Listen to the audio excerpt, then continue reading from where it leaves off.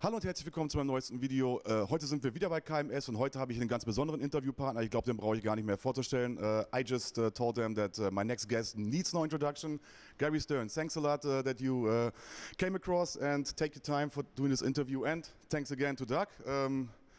Yes, hello everybody, and it's very nice to be here in Germany. Doug has joined us. Doug Score, he's joined us. How long 8 months ago. 8 months ago. Yeah. Has a long history in games and in pinball. And in fact, my father and I used to sell games to Doug and his father. He, like me, is second generation. So I wanted you all to see Doug, who's going to go do some work while I'm talking, because I don't have to do the work. He does the work. Now he's in charge of all of our export sales. Hello, everybody. I leave you in good hands. Thank you, Doug. Thanks a lot. Cut in front of the camera. Go ahead. Go ahead. In front of one of the cameras. Okay, Right, so okay. what should we talk about? Yeah, first I want to talk about the history. You already talked about your father, and I was trying to imagine what would it be like to grow up in a house of Sam. I mean, your father not only worked in the industry. I mean, he created it most. And what was it be like? Sam started before I was born in the 30s as a game operator in Philadelphia. City in Pennsylvania in the USA. Like many operators back in the day, wanted games sooner and cheaper, he became a game distributor and then concentrated on selling games to other operators. In 1947, when I was 2, he came to Chicago. He was only 35 years old. Went to see Harry Williams from the Williams Pinball Company, sat behind Harry's desk kidding around, put his feet up on the desk and said, "Why don't you sell me the company?" So Harry goes up and flies around Chicago for 3 hours in his airplane, landed in Chicago and sold my father half of Williams. Ultimately, Sam bought Harry out, but Harry was always with us. So I've been around pinball and its manufacture since I was 2. We moved to Chicago actually when I was 3. And I started... I was around with Sam, visiting customers. They visited us at home, so forth. When I was 16, I started working in the stockroom in the summers, and then in all parts of the Williams Company. I went to a business school and got a degree in accounting and in law, and I practiced law for a few years and decided pinball was what I wanted to do, and then I went full-time to work in my early 20s at Williams, where we were for many years. So it was your decision to say, okay, it's Dad, you have a cool job, but he did not insist to do that. Oh, no. I was practicing law and decided that pinball was a better idea. And can you remember the first pinball machine that you played where you really get hooked up by the... No, I can't. But I'm 73 years old. First of all, I have trouble remembering a lot of things at my old age. But no, I don't remember. And it wasn't always... we made a few other things, bumper pool tables, things like that. We had one at home. I had a pet rabbit. Okay. When I was a little boy, and the pet rabbit needed a cage, and the cage was a wooden back box out of a pinball machine. Where the glass would have laying on his back, where the glass would have been was wiring net, chicken wire to keep him from getting out. And where the wires cable used to go through into the hole of the back box. That was the door to put the rabbit in and out of. Yeah, it's a great way to use that. I mean, absolutely. Somewhere there's a pinball machine still in this world without a back box, because I had it for the rabbit cage. Nice. Let's go to the 90s. There were some tough times for the pinball industries. I mean, some firms disappeared. But what was your recipe? I mean, you survived it, and you're still one of the biggest companies. We are most of the market, certainly, but in the early 90s was a heyday of pinball. There was 100,000 in 1993 or so. There were probably 100,000 pinball machines made. Of course, we weren't competing with other entertainments that we compete with now. There was there was internet, but almost no internet. There was no Netflix. There was no smartphones. So in-home and out-of-home entertainment was much more limited in those days. Certainly we we had a downturn after that with all the other entertainments that came along. We, the Stern Pinball started in 1986 as Data East Pinball. So the company is 33 years old this year.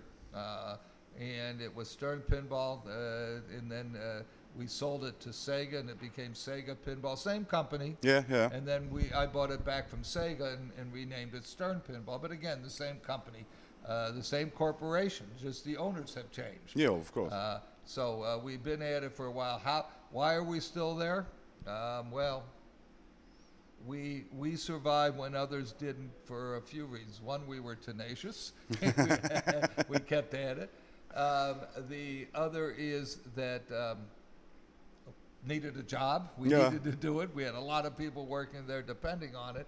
And some of the companies, like Williams, was a great company, but a public company that needed to grow into other things, into the gambling machine business. And we were not in the gambling machine business. We were a private company. So it was it suited us, and whereas it might not have suited So there was never a moment of doubt where you said, "Oh my gosh, I should shut it down all the way," but you said no. I didn't say there was never a moment of doubt. There's been some scary times over the years, but we've stayed with it, and I think we're making the best product we've ever made, and the best product anybody's ever made. Yes. Quite a variety of product. Where we used to make games principally for the commercial market, the operator market, people putting games in Spieletech or in pubs or in French cafes and Italian seaside resorts. We now have two other market segments. We have collectors enthusiasts, many of whom will be watching this. Of course. All of whom all over the world will watch this. And also what we call rec room buyers. Somebody, maybe they're 45, 55 years old, played pinball when they were young, once went for their home, and they tell their wife it's for the kids. And they may never have two, or they may trade it in one day, but they're not going to be a collector or a competitor or an enthusiast. But now we have a much broader market. We have a big competitive market. The IFPA, the International Flipper Pinball Association, ranks 60,000 players, in 30 countries.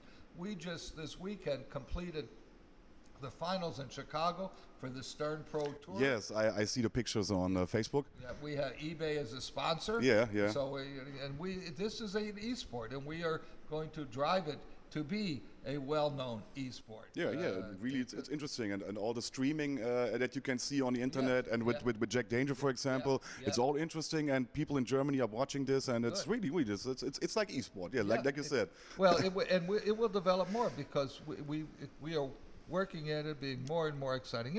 What we're doing is we're creating pinball to be more than just the terrestrial game. Yes. But to be a lifestyle, a global lifestyle brand, Stern being a global lifestyle brand, and a global lifestyle.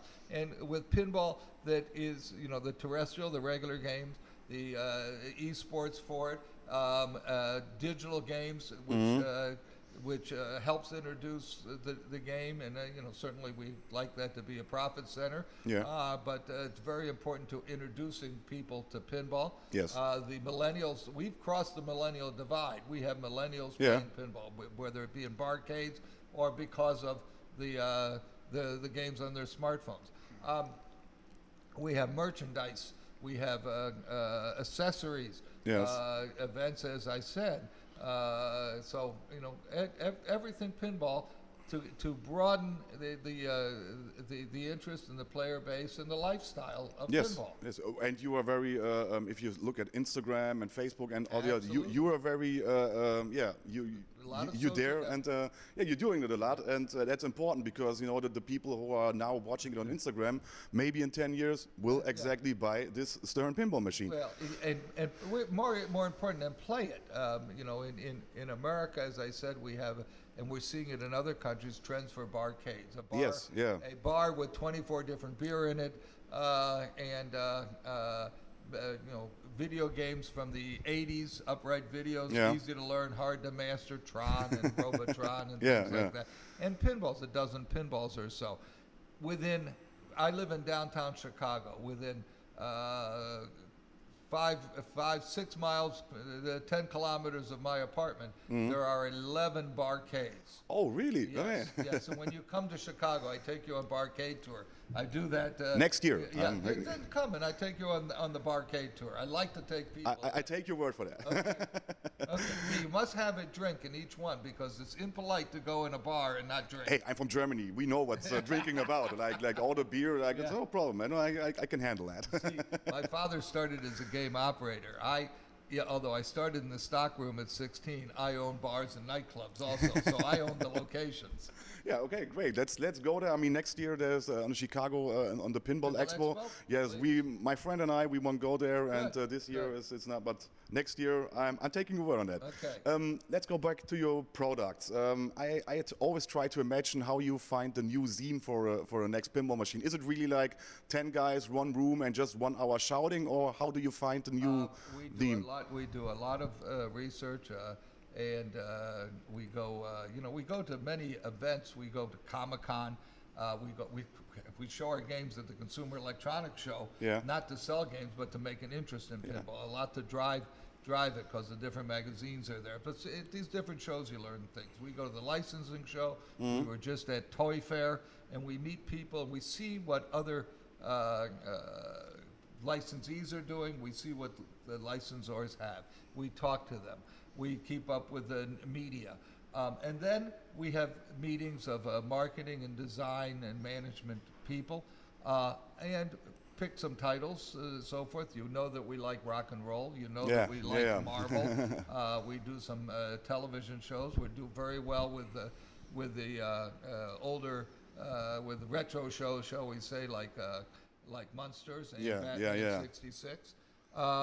So all of this works very well for us. We need to find title that everybody has a fair amount of buy-in on, and certainly we need to find designers that are interested in it and get their creative juices flowing. We can't just say you'll design this or you'll design that. They're going to be really good if they're really into that title. So some titles you might think are great, or somebody else might think are great. None of the designers want to design to the sometimes it's hard to get the theme alive. So yes. And what is about your next title? I mean, it's always a big hot topic in Germany. Like, what is the next Stern machine? But you not can tell us anything about it. It's still a top secret. I tried the last time with Stefan, but he didn't chime me either. And it's quite hard. But can I make a wish for a next theme? You can. What about He-Man? Ever come across your desk? Yeah, I will remember that. I will remember that.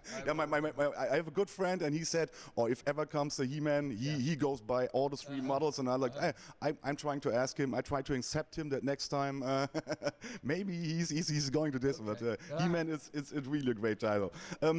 Let's talk about your Europe trip. I mean, that's not your first time here. You spent here, in Germany, of course. Is there something special about Europe, or something special about Germany or something?